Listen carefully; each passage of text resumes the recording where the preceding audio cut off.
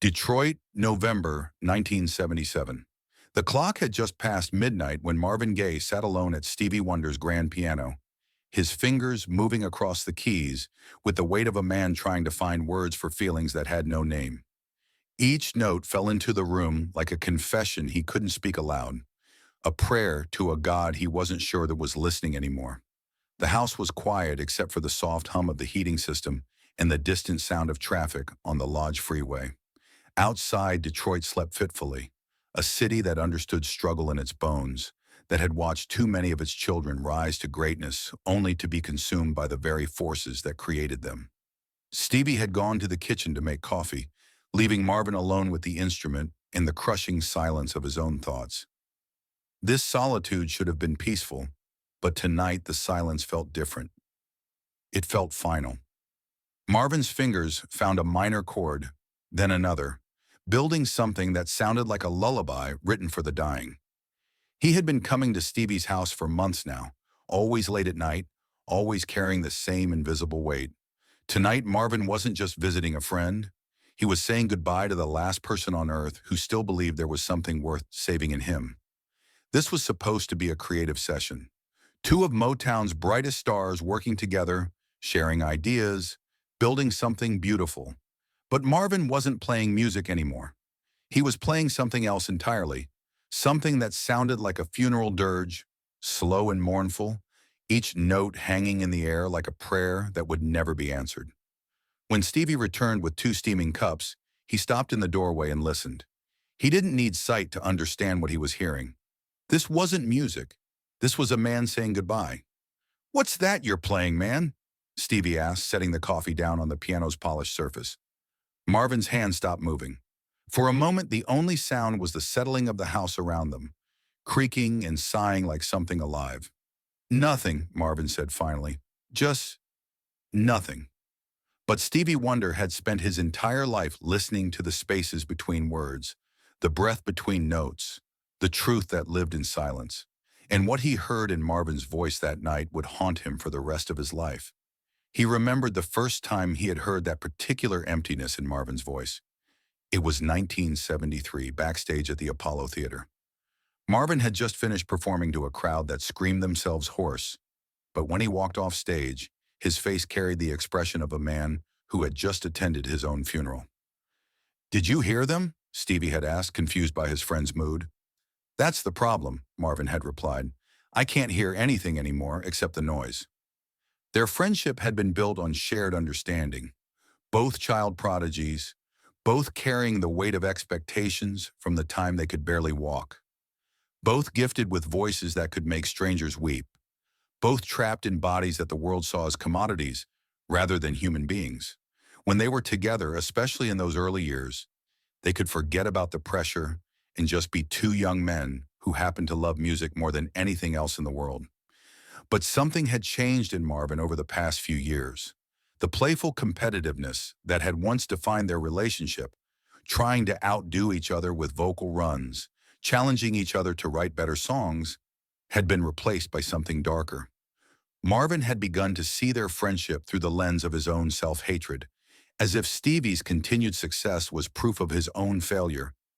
Every Grammy that Stevie won felt like another reminder of opportunities that Marvin had somehow squandered.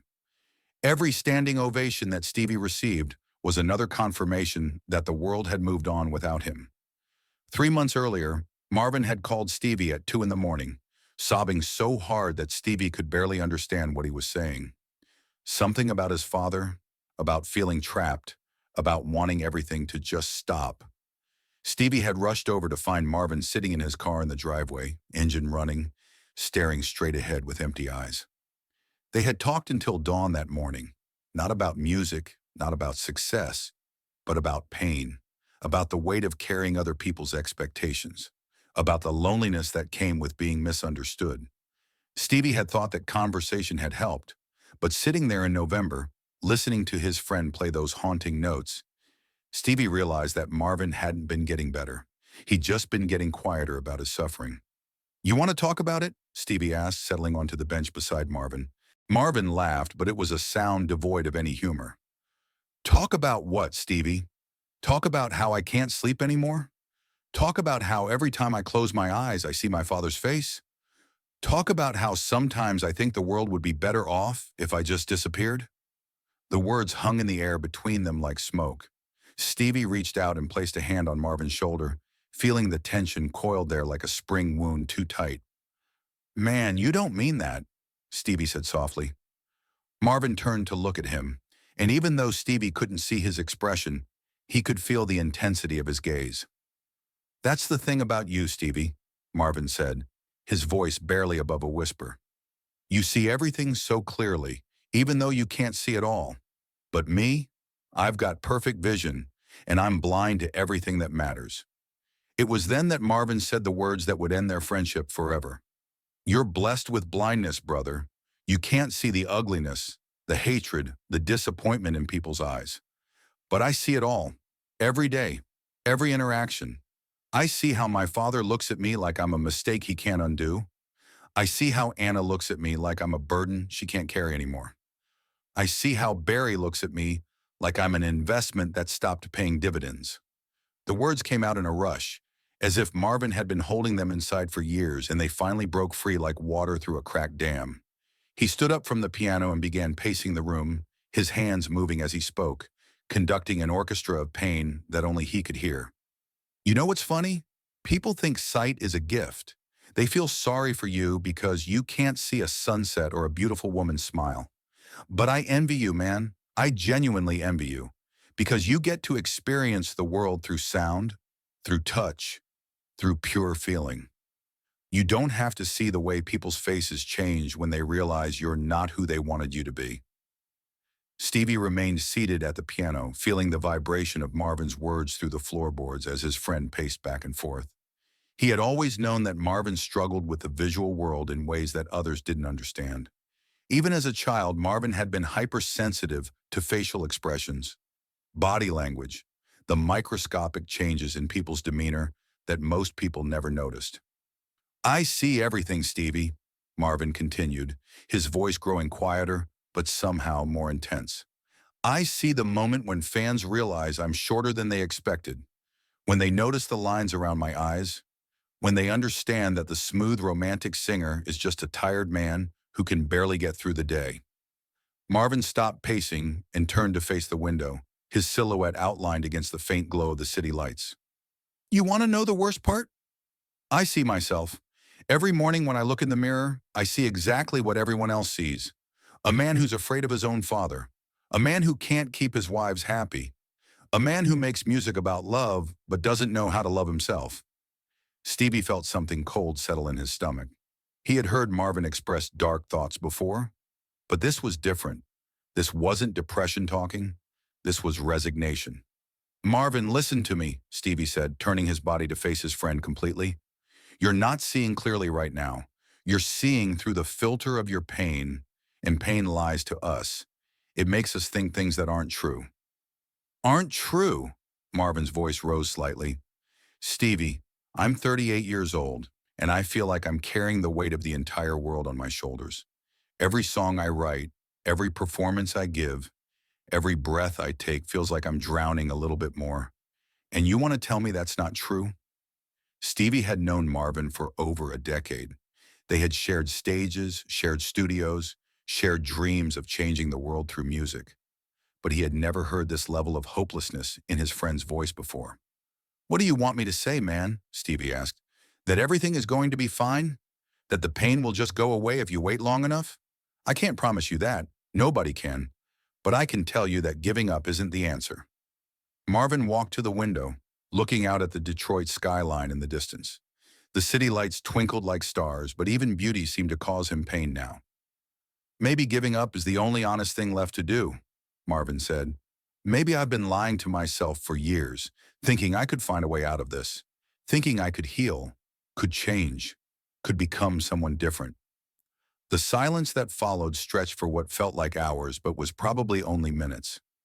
Stevie sat at the piano, his hands resting on the keys, trying to find words that might reach through the darkness surrounding his friend. You remember when we first met? Stevie asked finally. You were recording Stubborn Kind of Fellow, and I was this skinny kid hanging around the studio. You took time to show me some chord progressions, even though you didn't have to. Marvin nodded, still facing the window. You want to know why you did that? Because that's who you are, man. Under all the pain, under all the fear, you're still that person who sees someone struggling and reaches out to help. Was, Marvin corrected. That's who I was. I don't know who I am anymore.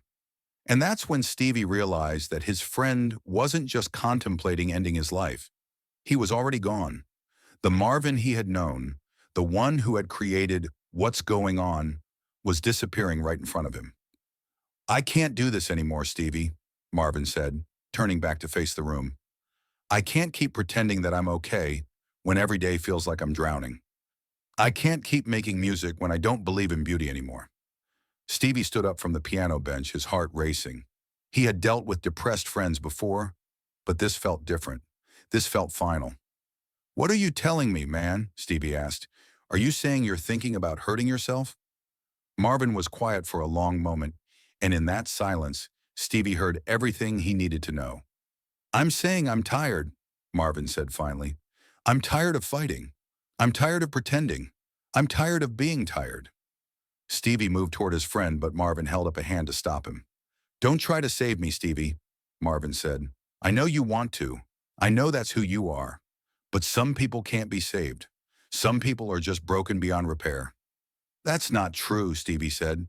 But even as he spoke the words, he could hear the uncertainty in his own voice. Look at my life, man. Really look at it. Broken marriage. Broken relationship with my children. Broken relationship with my father. Broken relationship with God. At what point do you stop calling it bad luck and start calling it who you are? The words hit Stevie like physical blows. He had always believed that no one was beyond redemption, that love and friendship could overcome any obstacle. But listening to Marvin list his pain, Stevie felt his own faith beginning to crack. For a long moment, Stevie sat in silence, wrestling with a decision that went against every instinct he possessed. Every fiber of his being wanted to stay, to keep talking, to find the right combination of words that would penetrate the darkness surrounding his friend. But he also understood, with a terrible clarity, that sometimes the kindest thing you can do for someone is refuse to enable their self-destruction. He had watched too many people in their industry spiral downward while surrounded by friends and family who meant well, but ultimately made it easier for the person to avoid taking responsibility for their own healing. There was a difference between supporting someone through a difficult time and becoming complicit in their slow-motion suicide. Marvin wasn't asking for help. He was asking for permission to give up, and Stevie refused to give him that permission. He stood up and walked to the coat closet, pulling out his jacket. He had never walked away from a friend in crisis before, but he also understood that staying would only make it easier for Marvin to avoid taking responsibility for his own healing. I need you to promise me something, Stevie said, his voice barely audible. I can't make promises anymore, Marvin replied. I've broken too many of them already. And that's when Stevie Wonder realized that his friend was already lost to him. The person he had loved like a brother was already gone, replaced by this hollow shell that no amount of friendship could fill. Where are you going? Marvin asked, watching Stevie put on his jacket. I'm going home, Stevie said, and I'm not coming back until you decide you want to live. Marvin stared at him, and for a moment, Stevie thought he saw a flicker of the old Marvin, the one who fought against injustice, who believed in love. What if I never decide that? Marvin asked. Stevie paused at the door, his hand on the handle. Then I guess this is goodbye. He waited for Marvin to call him back, to say he was sorry, to ask for help. But the house remained silent except for the hum of the heating system and the distant sound of traffic. Stevie Wonder walked out of that house and never saw Marvin Gaye alive again. 6 years later, when the phone rang at Stevie's house with news of Marvin's death, Stevie wasn't surprised. He was heartbroken, but not surprised. Because that night in November 1977, he had watched his friend disappear right in front of him. The call came at 4:47 in the afternoon on April 1st, 1984. The voice told him that Marvin was dead, shot by his father. Stevie hung up and sat in silence, wondering if he had made the right choice in walking away. The guilt was immediate and overwhelming. Had his abandonment confirmed Marvin's belief that he was beyond saving? Had his refusal to stay been the final rejection that made death seem preferable to life? But as the months passed, Stevie began to understand something that would take him years to fully accept. Love sometimes means letting go. Friendship sometimes means refusing to participate in someone's self-destruction. And sometimes the most caring thing you can do is force someone to confront their choices without the buffer of your presence. In the years that followed, Stevie would sometimes sit at his piano late at night and play those haunting notes he had heard Marvin play that final evening. And every time, he would wonder if his presence could have made a difference. But he would also remember the other Marvin, the one who had existed before the darkness took hold. The young man who had shown kindness to a skinny kid hanging around the Motown studio. The artist who had channeled his pain into what's going on and changed the world. But deep down, he knew the truth. Some people save themselves. Some people are saved by others. And some people choose to remain lost. Marvin Gaye was always going to be the third kind. The friendship that had begun with shared dreams ended with silence and resignation. Two men who had changed the world through music, brought together by their gifts and torn apart by their pain. One who found a way to keep believing, and one who lost the ability to believe in anything at all. That night in November 1977, when Stevie Wonder walked away from Marvin Gaye forever, he left behind more than just a friend. He left behind a piece of his own innocence, the part of him that believed everyone could be saved if you just loved them hard enough. And somewhere in Detroit, Marvin Gaye sat alone at a piano, playing funeral music for his own soul, the sound echoing through an empty house that had once been filled with dreams and laughter, now holding only the weight of a man who had forgotten how to hope for tomorrow.